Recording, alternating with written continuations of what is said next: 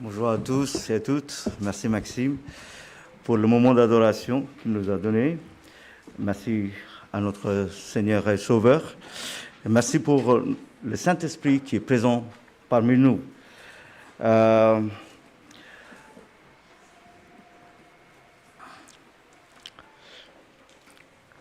Nous arrivons à la fin des vacances.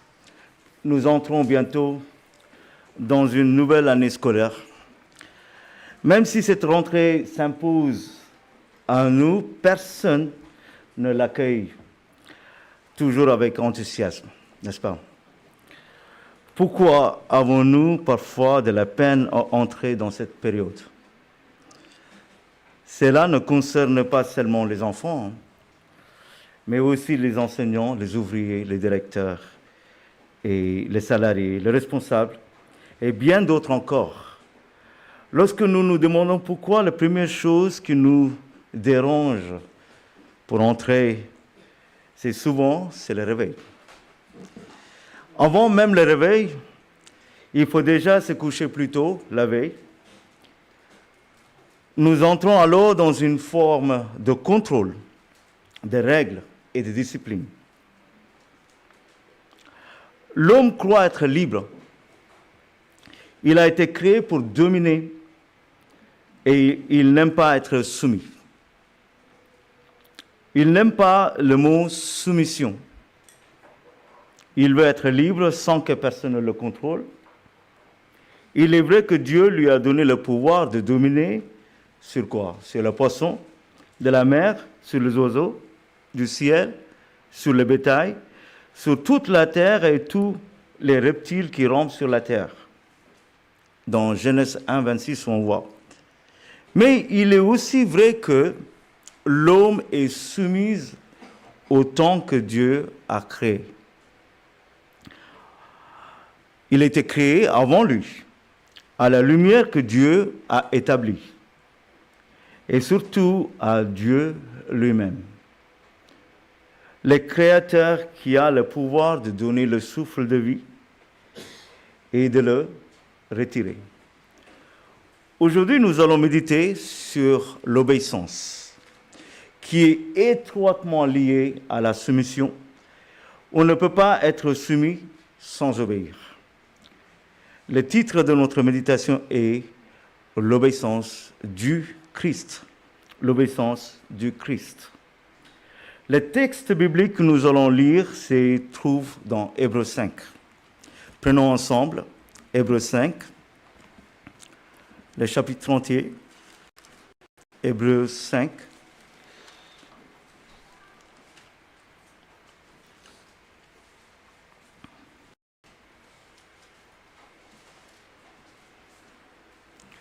Hébreux 5. En effet, tout souverain sacrificateur pris du milieu des hommes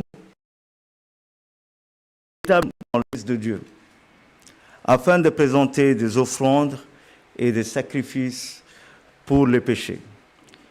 Il peut avoir de la compréhension pour les ignorants et les égarés, puisque la faiblesse est aussi son partage. C'est à cause de cette faiblesse qu'il doit offrir des sacrifices pour ses propres péchés, comme pour ceux du peuple. Nul ne s'attribue cette dignité s'il n'est pas appelé de Dieu, comme le fut Aaron. Et Christ ne s'est pas non plus attribué la gloire de devenir souverain sacrificateur, mais il la tient de celui qui lui a dit « Tu es mon fils, je t'ai engendré aujourd'hui ». Comme il dit encore ailleurs, « Tu es sacrificateur pour toujours, selon l'ordre de Melchisédek, celui qui, dans le jour de sa chair, a présenté avec de grands cris et avec larmes de prière et de supplication à celui qui pouvait le sauver de la mort. Il a été exaucé à cause de sa piété. Il a appris, bien qu'il soit fils, l'obéissance par les choses qu'il a souffertes. Après avoir été élevé à la perfection, il est devenu pour tous ceux qui lui obéissent l'auteur d'un salut éternel. Dieu l'ayant déclaré souverain sacrificateur selon l'ordre de Melchisedec. Verset 11. Nous avons beaucoup à dire là-dessus et des choses difficiles à expliquer parce que vous êtes devenus lents à comprendre, vous en effet, qui depuis longtemps devriez être des maîtres, vous avez encore besoin qu'on vous enseigne les principes élémentaires des oracles de Dieu. Vous en êtes venus à avoir besoin de lait et non d'une nourriture solide. Or, quiconque en est au lait n'a pas l'expérience de la parole de justice, car il est enfant. Mais la nourriture solide est pour les hommes faits, pour ceux dont le jugement est exercé par l'usage discerner ce qui est bien et ce qui est mal. Nous prions. Seigneur notre Père, nous nous plaçons devant ta parole. Seigneur, nous allons apprendre l'obéissance. Seigneur, peut-être nous avons oublié que nous sommes sous tes ordres. Tu es notre souverain bien. Seigneur, tu es souverain. Tu contrôles toutes choses. Toute gloire revient à toi. Seigneur, aide-nous à appliquer cette parole avant d'entrer dans cette année scolaire. Seigneur, pour que nous témoignions que nous sommes tes enfants. Seigneur, par ton Saint-Esprit, aide-nous à plonger dans ta parole et l'appliquer dans notre vie. Au nom de Jésus, nous prions. Amen.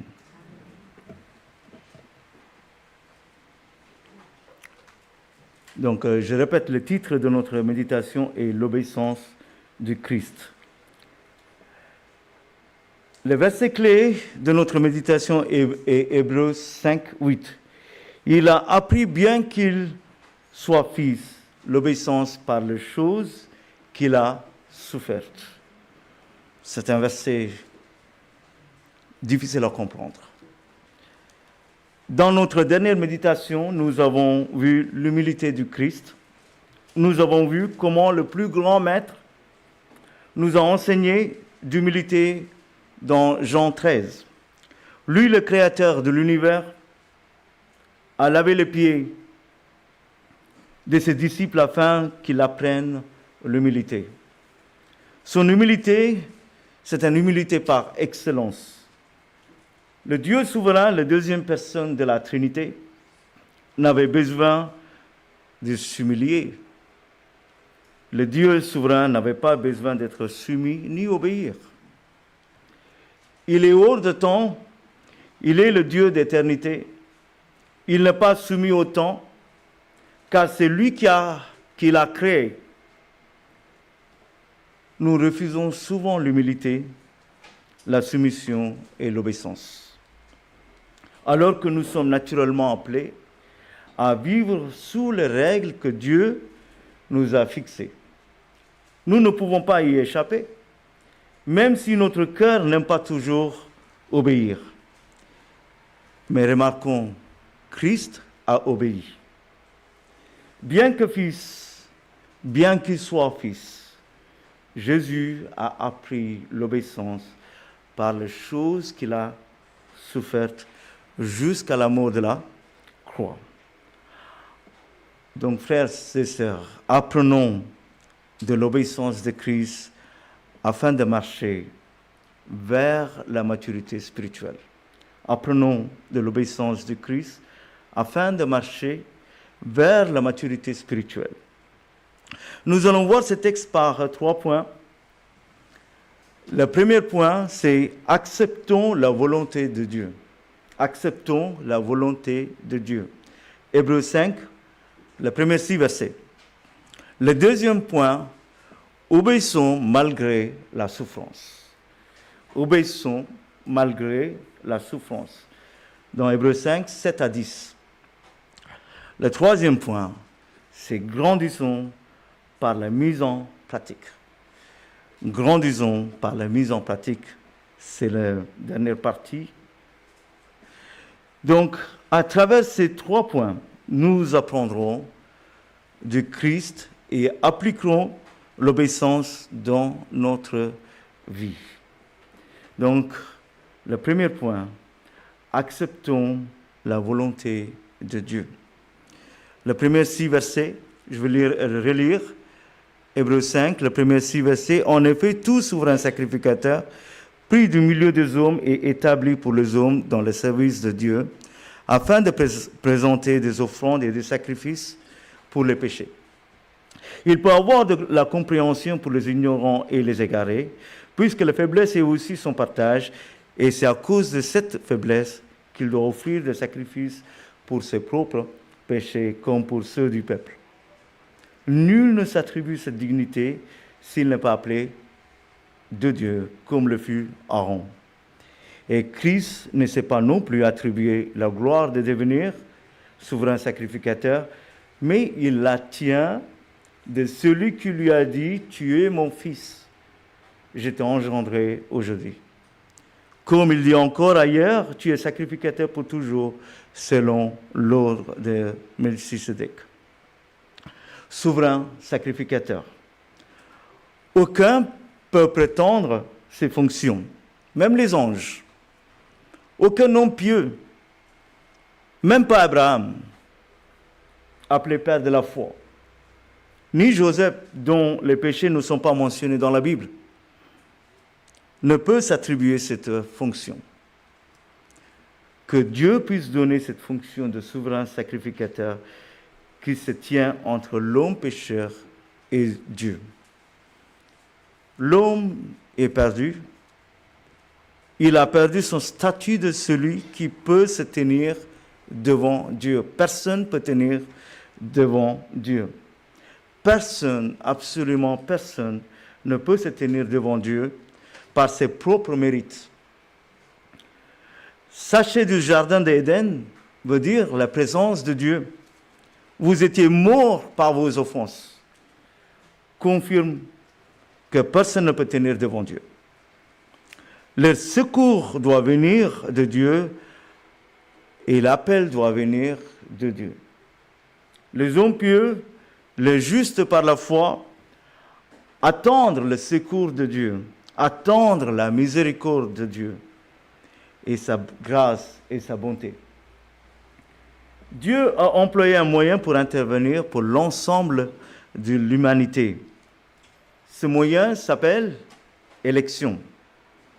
Dieu choisit les hommes, le purifie, le revêt et leur donne des ordres afin qu'ils obéissent et puissent se tenir devant lui pour intercéder en faveur du pardon des péchés.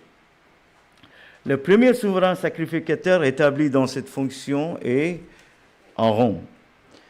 Notons que même Moïse n'a pas été choisi pour cette fonction. Entre parenthèses, nous disons de ne pas confondre le salut pour tous et l'élection. Revenons sur la fonction de souverain sacrificateur. Dieu choisit, consacre, lave, revêt et oint la personne.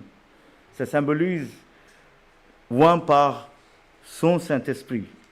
Les sacrifices sont aussi offerts pour lui-même.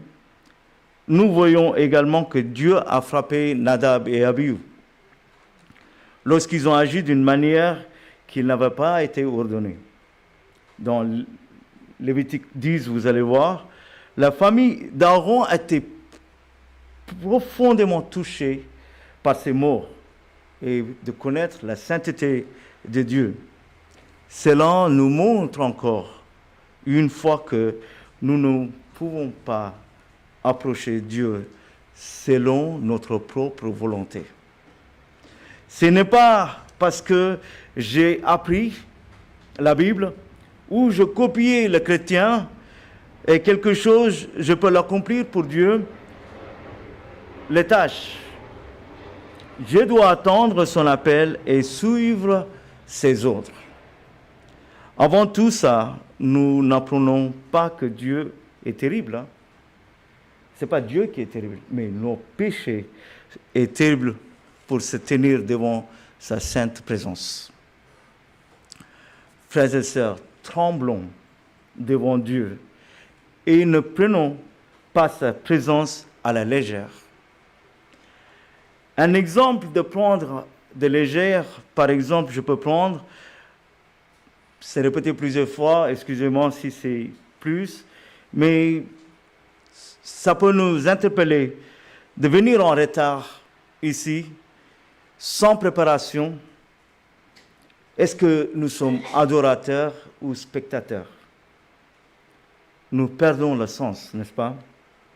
Nous adorons le même Dieu. Le Dieu de l'Ancien Testament, il n'a pas changé. Il ne changera pas. Posons-nous cette question, où est la crainte que nous avions autrefois? Où est la piété que nous manifestons auparavant? Les symboles et les cérémonies ont changé, mais sa sainteté n'a pas changé. Il est saint. Nous ne pouvons pas nous approcher de lui avec nos péchés et aussi avec nos erreurs. Parmi ces erreurs, il y a le fait de venir en retard ou de venir comme bon nous semble. Même le prédicateur ne peut pas venir avec ses propres pensées et prêcher sans que Dieu ordonne ses paroles. C'est pour cela que je me condamne moi-même devant vous. Plusieurs fois, je suis venu ici sans préparation. Je me suis levé, je me suis habillé, puis je suis venu. Non, ce sont des erreurs. Nous devrons préparer en avance pour adorer notre Dieu, n'est-ce pas?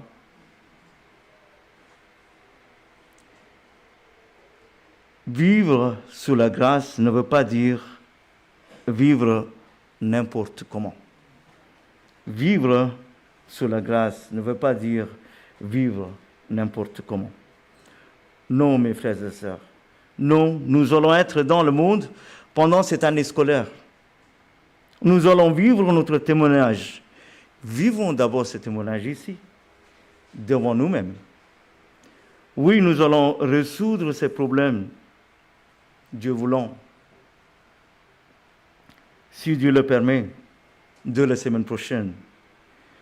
Mais ne tombons pas dans le légalisme pour surveiller ceux qui viennent en retard. Non, car nous risquerons de développer un orgueil spirituel et de nous éloigner encore davantage du Seigneur. Le chrétien doit vivre comme les deux faces d'une même pièce, d'un côté dans la justice et d'autre côté dans les prières pour son prochain, son frère et sa sœur en difficulté. Comprenons maintenant ces versets. Il peut avoir de la compréhension pour les ignorants et les égarés, puisque la faiblesse est aussi son partage. Lorsqu'un élu est appelé à être souverain sacrificateur, il ne devient pas un homme puissant pour réclamer ses droits ou profiter des privilèges. Il devient plutôt un homme capable de comprendre l'humanité devant Dieu.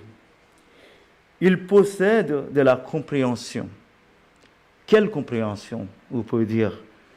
Celle de reconnaître que nous sommes tous faibles. Que nous sommes tous faibles et sans force. Car la faiblesse fait partie de son expérience. Et c'est à cause de cette faiblesse qu'il doit offrir des sacrifices pour ses propres péchés. La fonction d'élection reste quand tous les ordres qui ont permis cette fonction sont scrupuleusement suivis. Ça, on voit dans le livre de Lévitique comment Dieu il a ordonné chaque chose qui doit être exécutée parfaitement. Nadab et Abihu ont été élus, mais ils n'ont pas pu faire la fonction parce qu'ils n'ont pas respecté les ordres de Dieu. Nous arrivons ainsi à la conclusion de ce premier point. Accepter la volonté de Dieu. Les souverains sacrificateurs remplissaient leur fonction en obéissant aux ordres que Dieu avait établis pour cette charge. Quel est donc notre statut devant Dieu? Frères et sœurs, nous sommes enfants de Dieu. Comment c'était possible? Par quel pouvoir que Dieu nous a donné le statut d'être enfants de Dieu? Mais tous ceux qui l'ont reçu, à ceux qui croient en son nom, elle a donné la lumière, le pouvoir de devenir enfants de Dieu, lesquels sont nés non du sang, ni de la volonté de la chair, ni de la volonté de l'homme, mais de Dieu. Ce statut ne nous donne pas seulement une position, mais aussi une responsabilité. Cette responsabilité, c'est obéir. Enfants, obéissez vos parents. Nous sommes nés dans la famille de Dieu.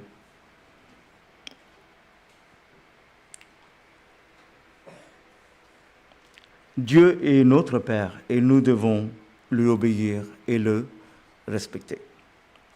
Le Christ n'a pas agi selon sa propre volonté. Le Christ a parfaitement obéi à l'ordre donné par son Père. Et comme ça, il a montré dans l'humanité, quand il est incarné, il a obéi scrupuleusement qu'est-ce que le Père lui a donné comme l'ordre.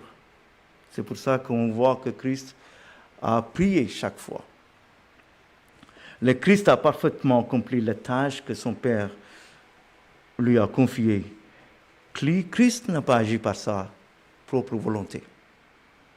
Christ, notre Dieu incarné, qui est comparable à lui? Qui peut égarer sa sagesse?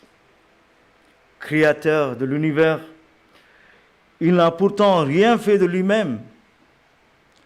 Pensez une seconde de son attitude. Pensons nous-mêmes pour mieux comprendre Christ.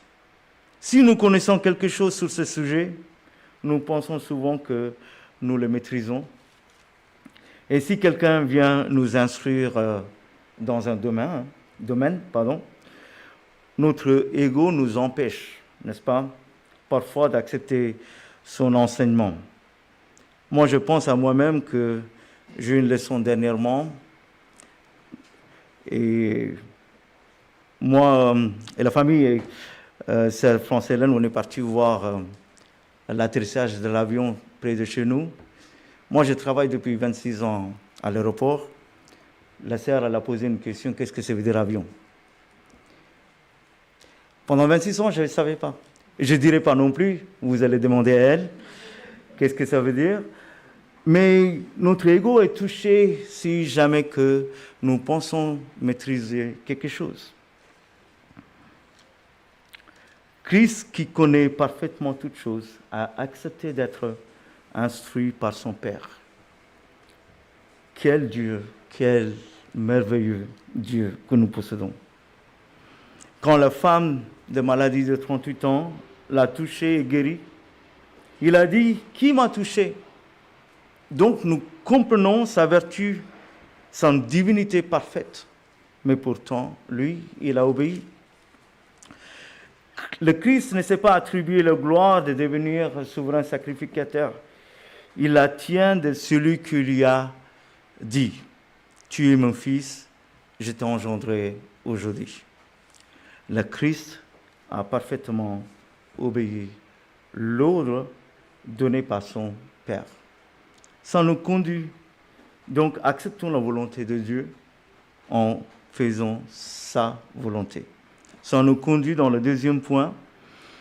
Obéissons malgré la souffrance. Obéissons malgré la souffrance. Nous allons lire le verset 7 à 10 dans Hébreux 5. Le verset 7 à 10. Lorsqu'une terre, 7 à 10 de Hébreux 5. Celui qui, dans le jour de sa chair, a présenté avec de grands cris et avec larmes de prière et de supplication à celui qui pouvait le sauver de la mort, et il a été exaucé à cause de sa piété. Il a appris, bien qu'il soit fils, l'obéissance par les choses qu'il a souffertes. Après avoir été élevé à la perfection, il est devenu pour tous ceux qui lui obéissent l'auteur d'un salut éternel. Dieu l'ayant déclaré souverain sacrificateur selon l'ordre de Melchisédek. Obéissons malgré la souffrance. Comme nous l'avons déjà dit, personne n'aime naturellement obéir. Parfois, donnent des conseils à leurs enfants. Les enfants répondent souvent « je sais ».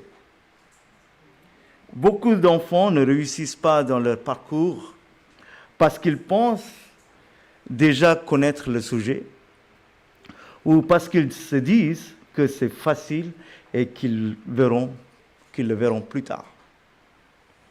Peu à peu, cette attitude se développe et le conduit à négliger ce qui est important. L'obéissance doit être immédiate dans nos cœurs. L'obéissance du cœur doit affermir nos pas. Ce n'est pas en chemin que l'on décide de la direction.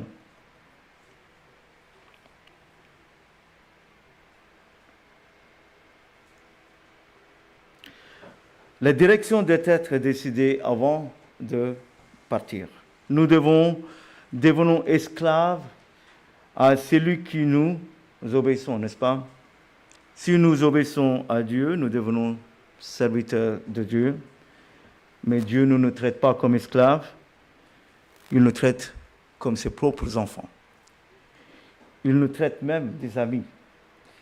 Si au contraire nous ne prenons pas la décision d'obéir à Dieu, nous devenons esclaves du péché et Satan nous traite comme des esclaves. Grâce soit rendue à Dieu, nous avons obéi de cœur au Seigneur. Romains 6, prenons Romains 6.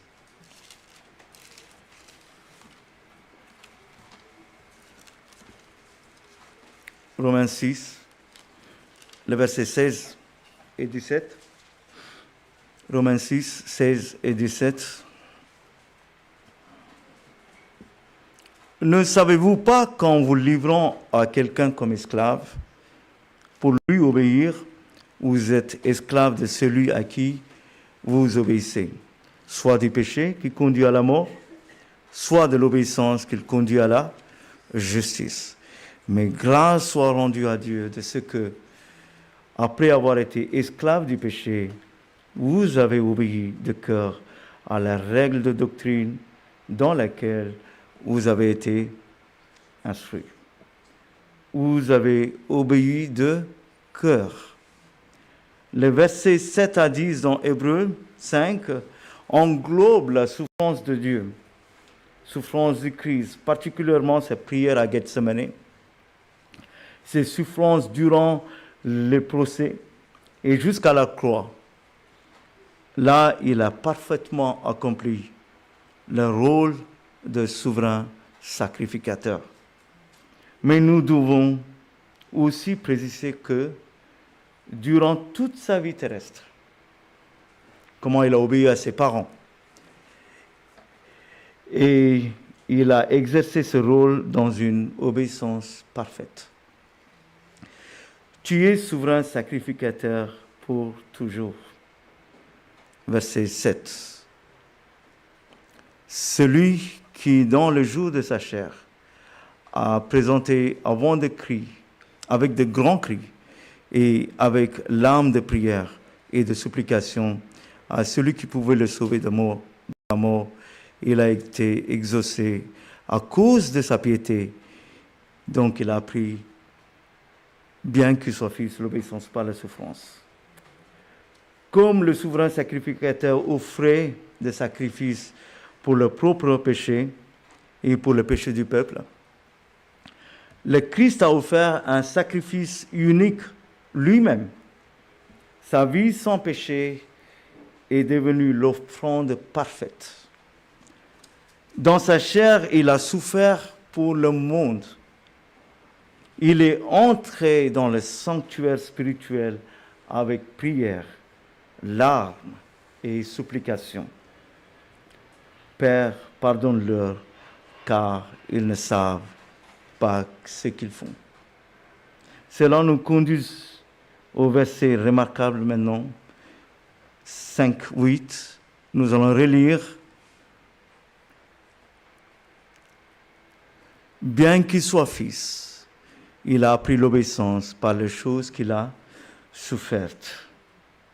Est-ce qu'il y a quelque chose que Dieu, créateur, doit apprendre?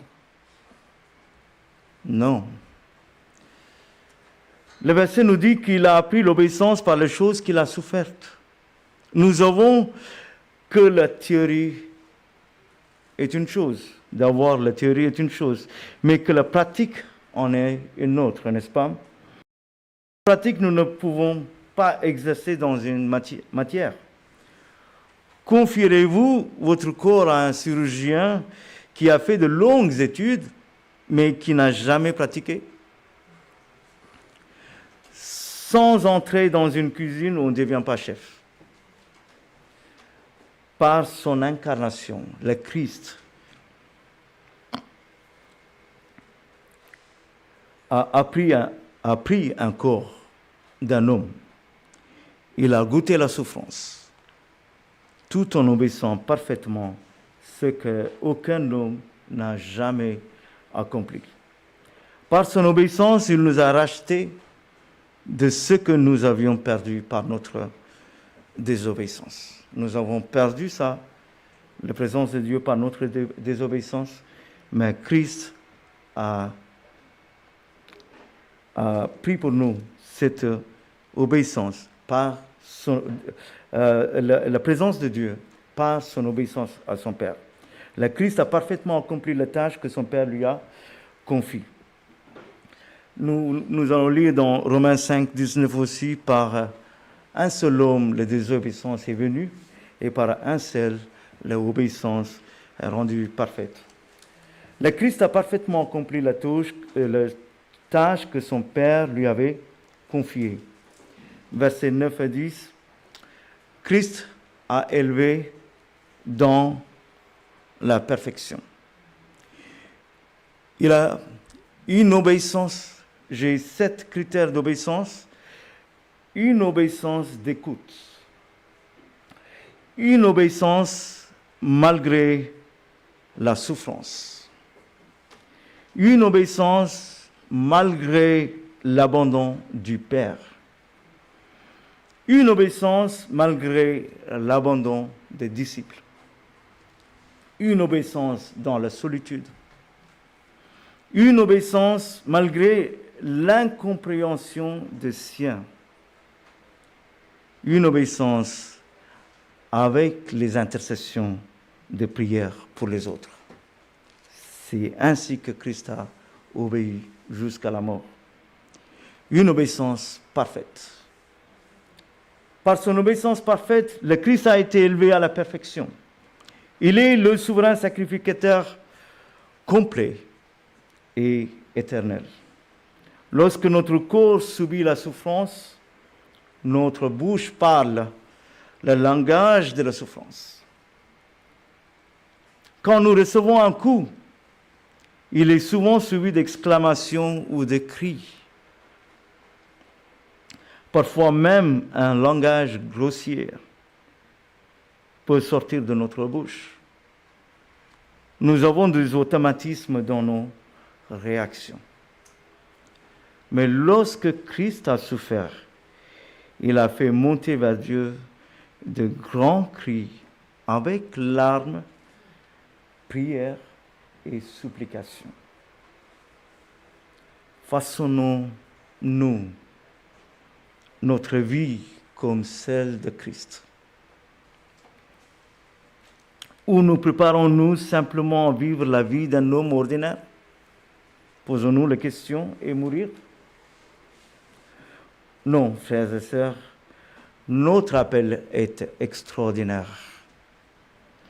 Nous sommes appelés à vivre comme Christ. Oui, nos amis nous regarderont peut-être d'en haut.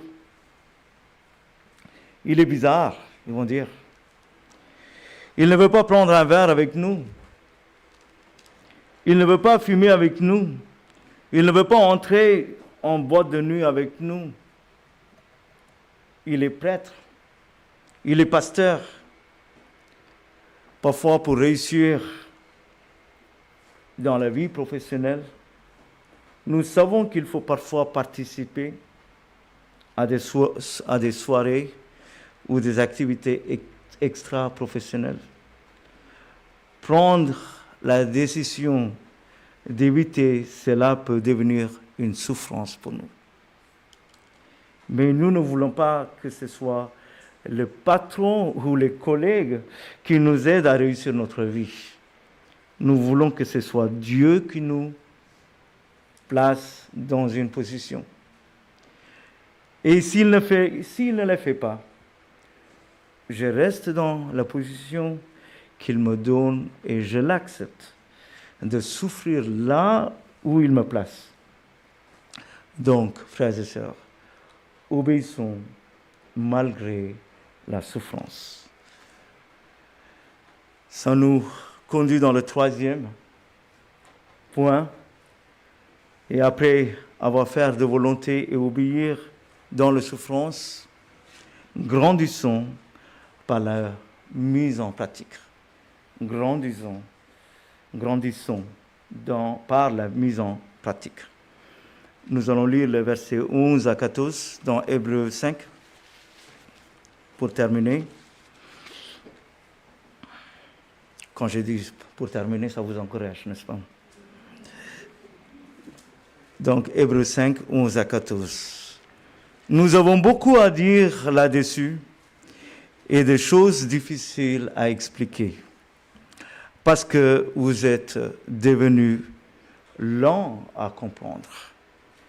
Vous, en effet, qui depuis longtemps devriez être des maîtres, vous avez encore besoin qu'on vous enseigne les principes élémentaires des oracles de Dieu.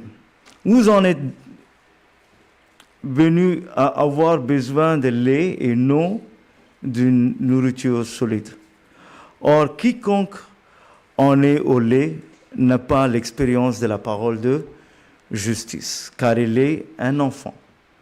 Mais la nourriture solide est pour les hommes faits, pour ceux dont le jugement est exercé par l'usage à discerner ce qui est bien et ce qui est mal.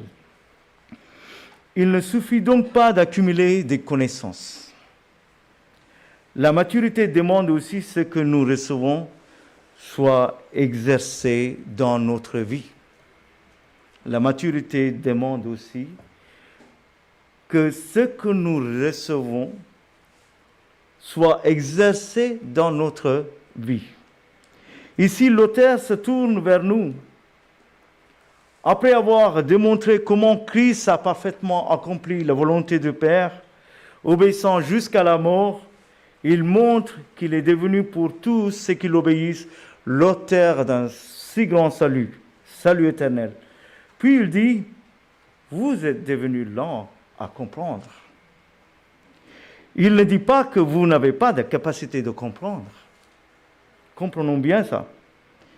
Mais que vous êtes devenus lents. Entre parenthèses, réfléchissons. Pourquoi une voiture devient-elle lente? Parce que le moteur respire mal.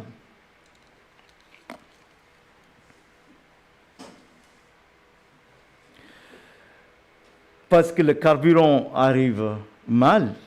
Parce que le filtre à carburant est bouché et que l'alimentation du moteur est réduite. Il peut aussi avoir des bougies usées, des pneus sous-gonflés, un problème de turbo, etc. Ah non, fermons la parenthèse. Il n'y a pas beaucoup de mécaniciens chez nous. On ne sait même pas où se trouve le levier de capot. Parfois. Mais juste pour comprendre pourquoi la voiture, elle devient lente. Et pourquoi devenons-nous lents spirituellement? Peut-être parce que nous ne laissons pas l'enseignement que nous venons d'entendre entrer dans nos cœurs pour agir. Disons-nous à notre cœur, je garde ces enseignements en mémoire. Je te le donnerai plus tard. Fais pour l'instant ce que tu as envie de faire. Ou pensons-nous que le simple fait de venir ici et d'être présent ici nous donnera la bénédiction? Est-ce que nous pensons que de venir à l'église, nous serons bénis? Même pendant le culte, nous le laissons parfois diriger par le message de WhatsApp. Encore une parenthèse, nous disons de venir avec nos propres Bibles. Papier, je veux dire. Pourquoi? Au lieu d'utiliser seulement une application biblique sur notre téléphone, oui, même lorsque nous regardons les versets, des notifications peuvent venir déranger notre moment d'attention et de réception. Vous êtes devenus lents à comprendre. Au verset 12, l'auteur montre que nous ne maîtrisons pas encore la vie spirituelle, comme nous devrions le faire. Nous avons encore besoin de principes élémentaires. Prenons un exemple, un chrétien ouvre la Bible et il lit dans le Genèse 1er chapitre. Au commencement, Dieu créa les cieux et la terre. Soudain, une question arrive alors dans son cœur, inspirée par Satan. Est-ce vraiment Dieu à créer? Ou est-ce qu'une évolution naturelle? Il ferme sa Bible. Peut-être un autre lit un peu plus loin. La terre était informe et vide. Une autre question vient sur lui. Le Dieu parfait peut-il créer quelque chose d'informe? Quelque chose de non parfait? Lui aussi ferme sa Bible.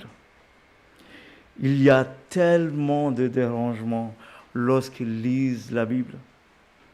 Mais ils se satisfont en disant, je suis chrétien, je crois en Dieu, même je ne comprends pas toutes choses, je n'ai pas besoin d'aller trop loin.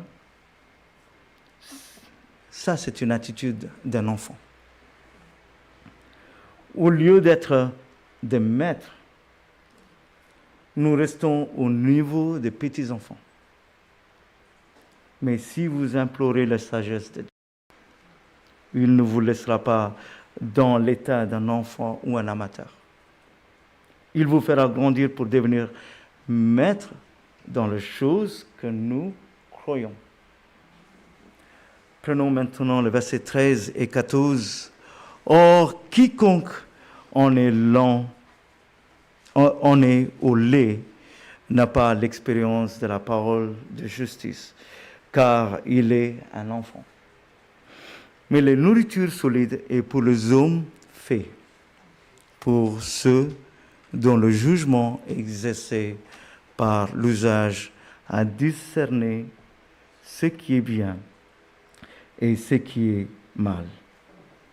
Or, quiconque en est au lait n'a pas l'expérience de la parole de la justice, car il est un enfant. Mais la nourriture solide est un homme fait pour ceux dont le jugement est exercé par l'usage à discerner ce qui est bien et ce qui est mal. Nous devons apprendre à discerner les questions du bien et les questions du mal. Les questions qui nous poussent à renier Dieu et ce oracle pour jouir les péchés pour un temps. Ou bien de refuser ces questions en affirmant notre foi en Jésus, lui qui a pris l'obéissance par les choses qu'il a souffertes. Nous arrivons à la conclusion. L'obéissance de Christ. est placé devant nous. Bien qu'il soit Fils, le Créateur de l'univers, le Roi des rois, le Seigneur des seigneurs, il a obéi. Un roi qui s'incline devant ses sujets. Combien cette obéissance nous-t-elle demandé? Repoussons-nous encore la vérité? Gardons-nous la vérité dans notre mémoire sans donner à l'ordre à notre cœur d'obéir? Le verset qui précède ce chapitre 5 nous dit « Approchons-nous donc avec assurance de la trône de la grâce, du trône de la grâce, afin d'être secourus dans nos besoins. » Oui, grandir et nos besoins. Ne restons pas à la même place. Travaillons ensemble. Obéissons à sa parole et entrons dans cette année scolaire en obéissant à notre Dieu. Nous allons prier. On ferme les yeux un instant avant d'entrer en communication avec notre Dieu. En entrant dans la prière, la Bible nous avertit que le temps est proche. Le temps de la grâce va bientôt se terminer. Venez tel que vous êtes. Même vous n'avez pas compris grand chose. Obéissez à son appel. Il vous fera grandir et vous aidera à maîtriser votre vie spirituelle. Mais venez, dites dans votre cœur, Seigneur, je viens. Touche mon cœur. Je veux venir à toi sans retenue. Accepte-moi. Prions. Seigneur notre Père, nous te remercions pour l'exemple de Christ devant nous. Bien que Fils, il a appris l'obéissance par les choses qu'il a souffertes. Seigneur, le Dieu d'éternité, la deuxième personne dans la Trinité, Seigneur, il a pensé à nous. Il n'a pas besoin d'obéir sous ces sujets. Seigneur, il n'a pas besoin d'être moqué par les hommes que lui-même il a créés. Seigneur, il a subi toutes choses pour nous. Seigneur, qu'est-ce que nous sommes si nous restons indifférents devant l'appel de toi? Seigneur, nous venons. Seigneur, malgré nos incompréhensions parfois, nous venons. Seigneur, donne-nous la maturité spirituelle. Donne-nous la nourriture solide pour être un exemple, pour être un témoin devant nos collègues, devant notre travail, devant nos voisins, devant ce monde. Que ton nom soit glorifié. Au nom de Jésus, nous prions. Amen. Merci, frères et sœurs.